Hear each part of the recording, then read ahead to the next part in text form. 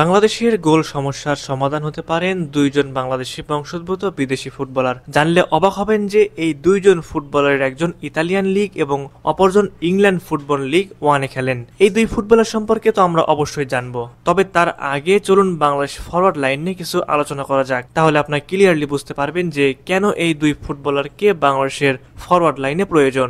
বাংলাদেশ ঐতিহাসিকভাবে গোল খরায় ভুগে আসা দল। জানলে অবাক হবেন বাংলাদেশ দলের ইতিহাসে সর্বকালের সেরা গোল স্কোরার আশরাফ উদ্দিন আহমেদ চুন্নু, যার গোল সংখ্যা মাত্র 17টি। বর্তমানে বাংলাদেশের নাম্বার 9 হিসেবে খেলার একাধিক লোকাল ফুটবলার পাওয়ার সম্ভাবনা দেখা দিলেও সে বা তারা যে আন্তর্জাতিকভাবে ভালো গোল স্কোরার হবেন সেই সম্ভাবনা খুবই কম, প্রায় নেই বললেই চলে। এখন অবধি বিশ্বকাপ বা এশিয়া কাপের বাছাইয়ের গ্রুপ পর্ব থেকে মাত্র 1-2 পয়েন্ট পেয়ে আসছে বাংলাদেশ। মূল পর্বে খেলা তো অনেক দূরের কথা, তবে এই মুহূর্তে ভালো দুইজন নাম্বার 9 পেতে পারি আমরা। একজন হলেন ফাহমিদুল ইসলাম ও অপরজন হলেন তানিল সালিক। ফাহমিদুলকে নিয়ে ইতিমধ্যে অনেক আলোচনা হয়েছে।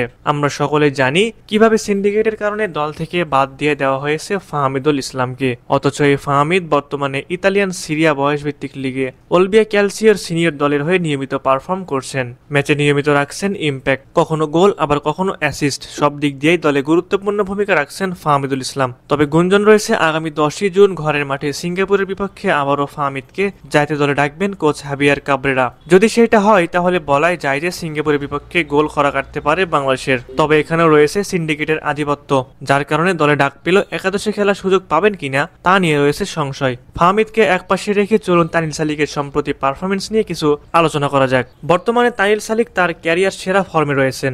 ইংল্যান্ডের থার্ড টায়ার EFL লিগ 1-এর ক্লাব স্টিভেনস ফুটবল ক্লাবের অনূর্ধ্ব-18 দলের হয়ে দুর্দান্ত পারফর্ম করে চলেছেন বাংলাদেশি বংশোদ্ভূত অ্যাটাকিং মিডফিল্ডার তানিল সালিক। স্টিভেনস এফসির অনূর্ধ্ব-18 দলের হয়ে অসাধারণ এক সিজন পার করলেন বাংলাদেশি বংশোদ্ভূত এই ফুটবলার। 22 ম্যাচে 11 গোল আর 9 অ্যাসিস্ট করে নিজের প্রতিভার সর্বোচ্চ জানান দিলেন পুণ্যভূমি সিলেটের এই সন্তান। পুরো সিজন জুড়ে তানিলের ব্যক্তিগত অর্জন সম্পর্কে জানলে আপনার চোখ কপালে উঠবে।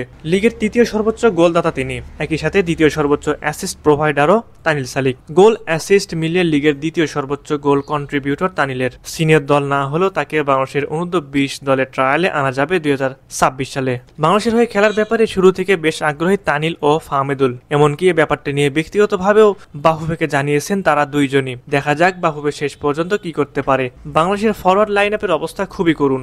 যদি তানিল সালিক ও ফাহমিদুলকে দেশে আনা যায় তাহলে বাংলাদেশের ফরওয়ার্ড লাইন আপ ঠিক করা যেতে পারে। মূলত হামজাকে অনুসরণ করে বাংলাদেশে আসতে চান তারা। প্রিয় দর্শক, আপনাদের কাছে কি মনে হয় তানিল সালিক ও ফাহমিদকে পেলে বাংলাদেশের গোল সমস্যার সমাধান হবে কি? অবশ্যই বিষয়ে আপনার মূল্যবান মতামতটি আমাদের কমেন্ট করে জানিয়ে দিন।